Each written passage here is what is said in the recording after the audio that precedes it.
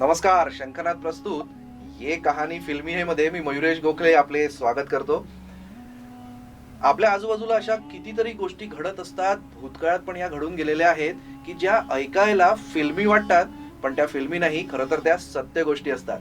आणि अशाच वेगवेगळ्या गोष्टी घेऊन आम्ही ये कहाणी फिल्मी है मध्ये तुमच्यासमोर येणार आहे, तुम्हाला अशा वेगळ्या आणि भन्नाट गोष्टी ऐकवणार आहे.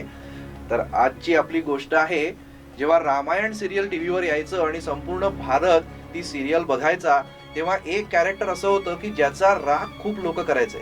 ते कॅरेक्टर होतं मंथराचं. आणि आज आपल्या ये कहाणी फिल्मी हे मध्ये आपण मंथराची गोष्ट ऐकणार आहे. हो, आपण आज ऐकणार आहे मंथराचं कॅरेक्टर साकारणाऱ्या ललिता पवार यांची गोष्ट. अरे अरे अरे बस करा. अजून काढाल पोराला. अरे बाबा क्या गडबड घोटाला है, मेरे को भी बोलो. ललिता पवार यांचा जन्म एका पारंपरिक कुटुंबात झाला होता आणि त्यांना त्यांचं शालेय शिक्षण देखील पूर्ण करता आलं नव्हतं. वयाच्या अवघ्या 9व्या वर्षी वाय.डी. सरपोतदार यांच्या राजा हरिश्चंद्र या चित्रपटाने ललिता पवार यांनी आपल्या करिअरची सुरुवात केली होती.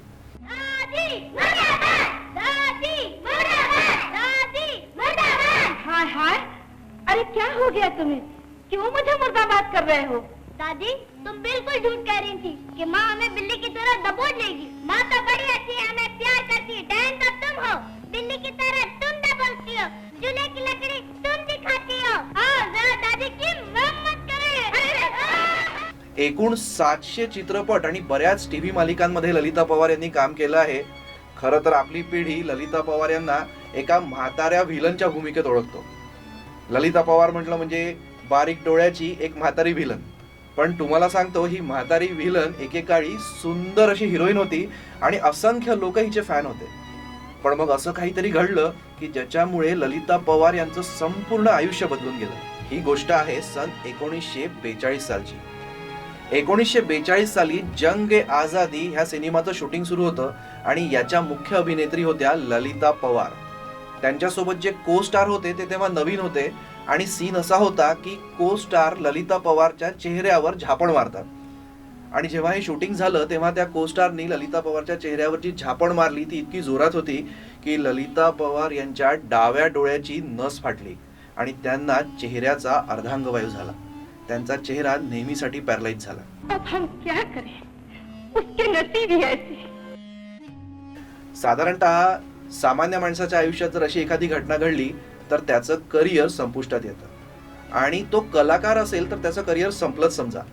पण ललिता पवार याही धक्क्यातून सावरल्या. काही काळ ब्रेक घेऊन त्यांनी परत आपल्या भूमिका करायला सुरुवात केली.